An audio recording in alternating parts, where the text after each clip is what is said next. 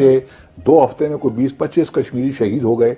लेकिन अब हमारा भी तो कुछ फर्ज बनता है कि हम भी लाइन ऑफ कंट्रोल को अब कुछ करें, आगे निकलें, कुछ आगे। मतलब लोग मुझे कहेंगे भैया आप क्या कह रहे हैं, आप तो सफारतकार हैं, आप लड़ाई की बातें कर रहे हैं। जब डिप्लोमेसी खत्म हो जाती है तो फिर वॉर ही होती है ना यार। इंडिया और चाइना का थोड़ा सा विवाद क्या बढ़ गया, पाकिस्तान ख्याली पुलाव पकाने लगा है।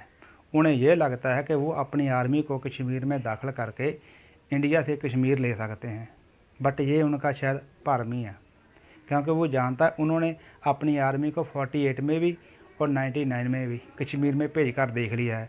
उनको भी पता है कि कैसे इंडियन आर्मी ने पाकिस्तानी आर्मी को कश्मीर से जूते मार के निकाला था।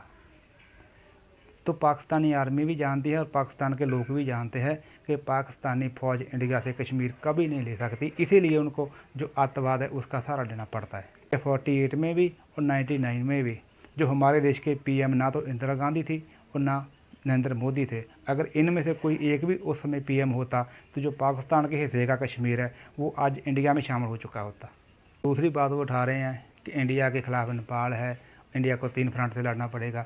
नेपाल के पास क्या है इंडिया के साथ लड़ने के लिए? नेपाल तो इंडिया से रोटी खाता है, नेपाल का जो रोटी रोजी है वो तो इंडिया से चलती है, तो वो इंडिया के साथ क्या लड़ेगा? इतना ज़रूर है कि नेपाल चाइना को अपने देश के अंदर शरण दे सकता है इंडिया के साथ लड़ने के लिए। बट अगर ऐसा नेपाल करेगा भी तो चाइना ने तो नेपाल पर कब्जा कर लेने, मुड़ के चाइना उसको छोड़ने वाला नहीं है। एक बार चाइना नेपाल के अंदर दाखिल हो गई उनकी आर्मी, मुड़ के नेपाल पर कब्जा चाइना का चलेगा, इंडिया को कोई फ़र्क नहीं पड़ता। पूरा एक कल्चर उनके, मतलब ये जो हमारे यहाँ सेनापैक्स बने हुए, ये भी उन्होंने इंडियन फ्रंट से बने हुए हैं। अच्छा। कुछ का तो मुझे मालूम है। पाकिस्तान के खिलाफ फिल्में उनमें चलती नहीं है। हाँ, तो ये हमारे यहाँ चूंकि वरना मेरा तो बस चले तो हमें भी ये काम करने चाहिए आप, क्योंकि सफारतकारी तो भारत ने खत्म कर दी ना। सफारतकारी के लिए कोई रास्ता छोड़ा नहीं, ना हमारे साथ बात कर रहा है, ना बात करना चाहता है, ना हम बात करना चाहेंगे जब तक कि हमें ये यकीन ना हो कि इन मुज़ाकरात में कश्मीरियों के लिए कुछ निकलेगा। अब वाहिद रास्ता जो रह गया है, एक तो रेजिस्टेंस है जो कश्मीरी ऑलरेडी कर रहे हैं। पिछले 2 हफ्ते में कोई 20-25 कश्मीरी शहीद हो गए। लेकिन अब हमारा भी तो कुछ फर्ज बनता है कि हम भी लाइन ऑफ कंट्रोल को अब कुछ करें, आगे निकलें, कुछ आगे। मतलब लोग मुझे कहेंगे भैया आप क्या कह रहे हैं, आप तो सफारतकार हैं, आप लड़ाई की बातें कर रहे हैं। जब डिप्लोमेसी खत्म हो जाती है तो फिर वॉर ही होती है ना यार। अब डिप्लोमेसी को आप कहेंगे बस ठीक है बट सारी उम्र हमने डिप्लोमेसी करनी है, सफारतकारी करनी है, तो 72 सालों से कर लिया, फिर बस खत्म हो गई।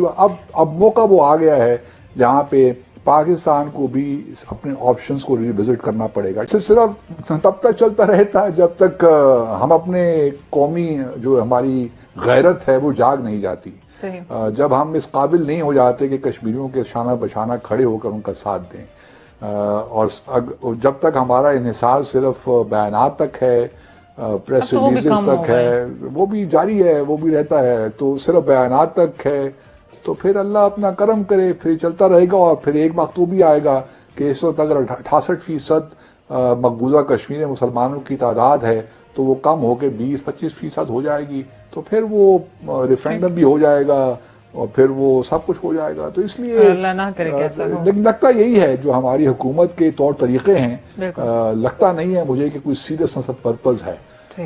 तो जब तक ये नहीं है तो मामला इस तरह ही चलते रहेंगे। जम्मू और कश्मीर पे खामखा की रट लगा रखी है, हासिल वसूल कुछ नहीं होना। अब नेपाल ने भी कल उनके जो हाउस ऑफ रिप्रेजेंटेटिव है, रिप्रेजेंटेटिव्स, उन्होंने एक नया कॉन्स्टिट्यूशनल अमेंडमेंट कर दी है। सही। और उसके मुताबिक जो लिपू लेक और काला पानी और लिम्पिया धुरा जो इलाके हैं उन्होंने अपने साथ मिला दिए हैं कि हमारे इलाके हैं। क्योंकि अच्छा, और इंडियन मीडिया उसको मुतनाज़ा कह रहा है ना, उसकी नहीं, इनके टेरिटोरियल डिस्प्यूट्स तो चल रहे हैं बड़े अरसे से, लेकिन ये सारे डिस्प्यूटेड एरिया तो था पहले से भी। सही। क्योंकि ये 1815 से ये मामला चल रहे हैं नेपाल और भारत के दरमियान। लेकिन भारत ने चालाकी ये की कि नेपाल को बताए बगैर, वो जो हम पिछले शायद 2 हफ्ते पहले बात कर रहे थे कि मनसरोवर जो इनकी यात्रा होती है उसके लिए एक रोड बना दिया लिपू लेक पे, जो कि डिस्प्यूटेड टेरिटरी आप कह दें अगर है तो। नेपाल से आप पूछें तो सही कि आप डिस्प्यूटेड टेरिटरी में किस तरह भैया आप ये बना रहे हैं, अभी इस पे आपका एग्रीमेंट नहीं। तो चालाकियां तो वो करते हैं भारत के लोग, ताकि वो मनसरोवर जो लेक है ऊपर जाना है, हमने पहले ही प्रोग्राम में जिक्र किया था भी पूरी रोड बनने दी कि चलो सही हमारा इंफ्रास्ट्रक्चर तो बिल्ड हो रहा है। नहीं बढ़ तो नहीं, लेकिन वो उन्होंने 70-80 किलोमीटर बनाया, फासला कम हो जाएगा। कैलाश माउंट जो है जहाँ पे लॉर्ड शिवा रहते हैं, जो सही। हिंदुओं की जो मिथोलॉजी है उसके मुताबिक। तो ये सारा काम इन्होंने नेपाल को जो है किसी कॉन्फिडेंस दे बगैर कर दिया।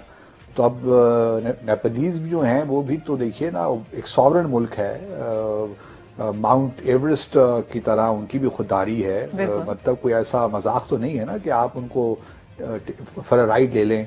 ठीक है, इंडिया भारत बड़ा मुल्क होगा, लेकिन इसका हरगिज मतलब ये नहीं है कि जो आपके कि जिस मुल्क का जो जमीन का हिस्सा पसंद है पसंद ये है आप हमारा ले लिए और कहें कि जी आप खामोश रहिए, क्योंकि सही। हम आपको इमदाद दे रहे हैं, हम आपके जो, क्योंकि यहाँ पे ओपन बॉर्डर भी है। बिल्कुल। नेपालीज आते जाते रहते हैं, भारत में बहुत काम उनको मिलता है, लेकिन इसका हरगिज मतलब ये है कि जो नेपाल जो है वो अपनी सॉवरेंटी पे कोई कंप्रोमाइज करे।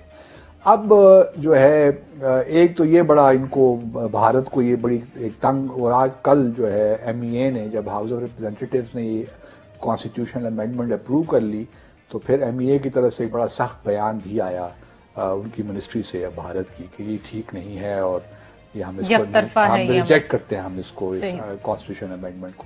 ठीक है, आप रिजेक्ट करते रहें, कौन मानता है? उनका अपना मुल्क है, अपना उनका मुल्क है। और अगर डिस्प्यूट था या है तो आपको पहले उनसे बातचीत करनी चाहिए। फिर जो लिपू लेख और दूसरे इलाकों में आपने जो एक किस्म का रोड बनाया है, इंफ्रास्ट्रक्चर, वो पहले आप उनसे अप्रूवल लेते या उसके साथ एग्रीमेंट कर लेते, बात ठीक थी।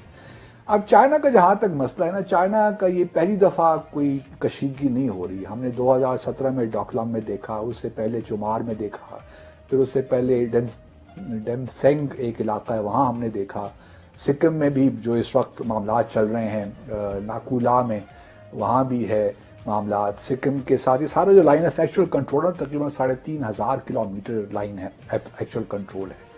तो इसमें कशीदगियाँ पहले भी होती रही हैं और सफारती तौर पे ये मामला चलते रहे।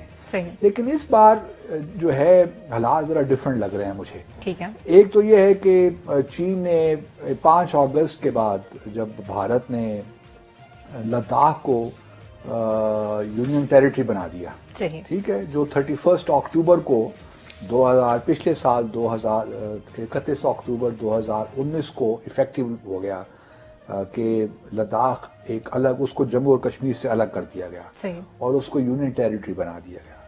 ये बात याद रहे कि 1993 में भारत और चीन के दरमियान एक kind of line of actual control उस वक्त बनी थी, ठीक है ना जी, कि ये एक लाइन हम बना रहे हैं, जिससे हमारे लाइन ऑफ कंट्रोल है कि बॉर्डर अभी नहीं है, ये एक लाइन हम खींच रहे हैं। और जब निगोशिएशंस जो भी हमारे तकरीबन कोई 22 से 24 पॉइंट्स ऐसे हैं